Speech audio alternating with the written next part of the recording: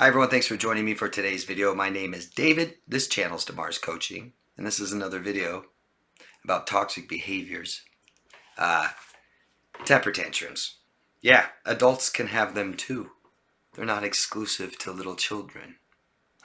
So I want to talk about temper tantrums. I'm going to talk about kind of 3 different kinds of them. Hopefully to help you guys identify these behaviors and know what they are and why. I'm going to go into that too. So temper tantrums are normal for children. They are. We expect this kind of behaviors from starting maybe terrible 2s, 3, 4. We really want to stop this behavior by age 5 before we introduce them into society. Kindergarten. Yeah? We're teaching them to be agreeable. We're teaching them not to act out every single emotion and start learning how to communicate. Okay? We see children do it. You know, we don't like to hear children cry or yell, but it's kind of funny, right? They fall down on the ground and kick in circles, and they get what they want, and everyone's kind of embarrassing, but it's kind of funny. When adults do it, it's scary as hell. Even women. Even when women do it, it's scary, isn't it? I hope it is.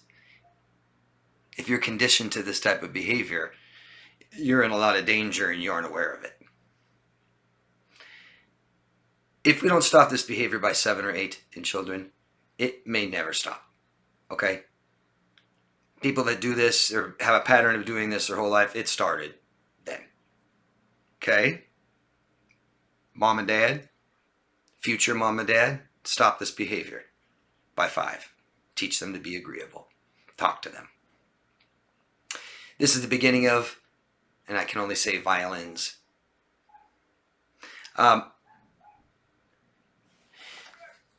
People use it as a release. And people can become addicted to their own anger, their own emotional anger outbursts. You might know somebody like that. Do you guys?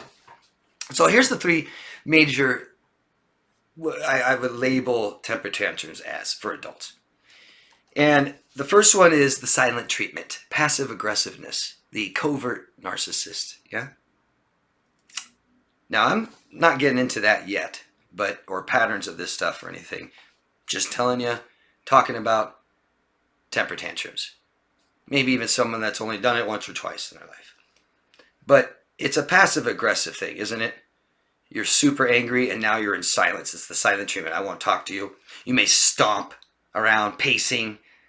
Someone may block you where you're walking, keep you somewhere. Might start banging and throwing things. How many people have parents like that, yeah? Right? It's early in the morning, you're still asleep in bed, so they always say you're lazy, you haven't got up yet, so they start banging and banging and banging and banging. They may punish you later. Passive aggressiveness. Instead of exploding on you, silent treatment, punish you later. So, the second one I call whining and moaning.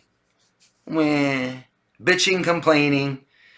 They may start breaking something. Threats, insults. Insults.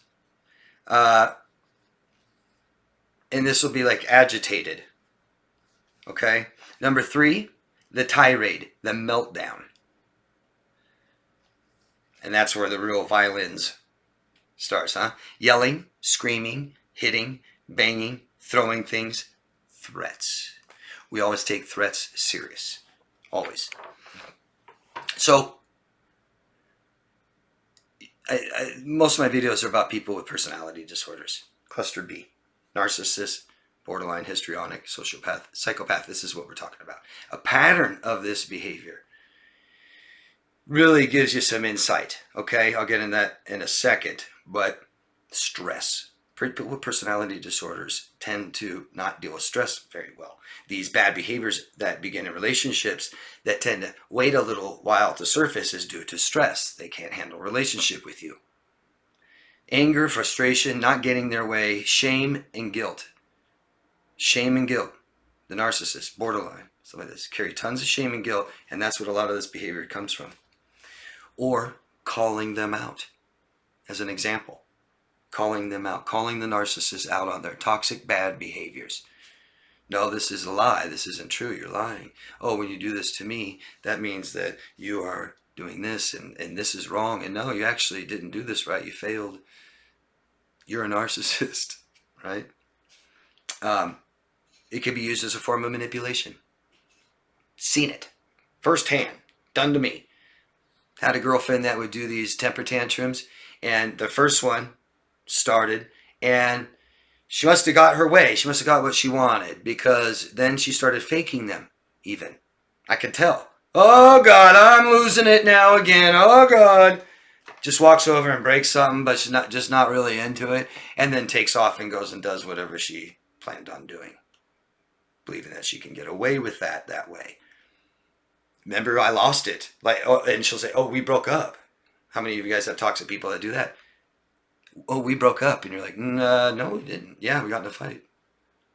That means we broke up, so then you can go cheat and go do whatever you want, and then you can come back because we weren't together. Oh yeah, no, doesn't work that way. Other forms of manipulation is just using it as a fear tactic. Yeah, scare you, get what I want. You tell me no, I throw a temper tantrum, you get scared, you give in. Maybe a public temper tantrum. Like a child, right? I'm going to do it in public. I'm going to drop the floor, kick and cigarette. No, maybe not in public, drop to the floor. But I'm going to start complaining, yelling. Women like to do this in public with their boyfriends. Create a scene so their boyfriend looks bad. Yeah? I'm going to lose my shit and get the neighbors to call the police on us, and you're going to go to jail because you're the guy. I'm going to tell them you beat me. Substance abuse and use. So I want to be clear that there's tons of different reasons that people may do this also. It's not just these. Substance use and abuse, and other medical reasons like Tourette's. People have click problems and disorders and stuff like this. Autism, sensory overload. Okay? But we're talking about people with personality disorders, aren't we? I'm going to. Adult temper tantrums rage may be related to mental health conditions such as personality disorders. You see a pattern of this behavior, probably a personality disorder, probably cluster B, the wild ones. You can't be around it. Period. I'm sorry if you grew up with this stuff, and so you're, desensitized to it. It's sad because that's how our parents didn't teach us danger. What danger is, what to do about it. Forming a dangerous environment means we don't react to it as much anymore. It's okay. It's dangerous. Somebody like this, especially a pattern of this stuff, is very dangerous. You can go look up cases where someone severely beat their spouse or killed them, and you'll see a pattern of this build up and lead up to this, because it always gets worse. Somebody who's physically V-word will always get worse in a relationship. Toxic relationships always get worse.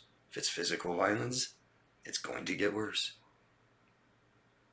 Okay? Extremely dangerous and extremely damaging to our nervous system, from our brain to our spinal cord to our nerves. Extremely damaging. This is why we will have anxiety and depression. We call it walking on eggshells, being hypervigilant, always waiting, looking, and then the highs and the lows makes it harder to leave. If you guys know somebody like this in your life, stop it. If you can't, get help. Okay? You can find me, if anybody wants coaching, you can find me at daviddemars.com, and I appreciate a thumbs up. If you like the video, share it, subscribe to the channel if you haven't already, but always ask me questions, please, and please share your own examples of this type of stuff. I love to hear them. You have grown adults acting like children. These personality disorders that I talk about, they're problems in child development. Someone that has narcissistic personality disorder or borderline personality disorder and has a pattern of this type of rage and temper tantrums most likely is like an emotional 7 or 8-year-old.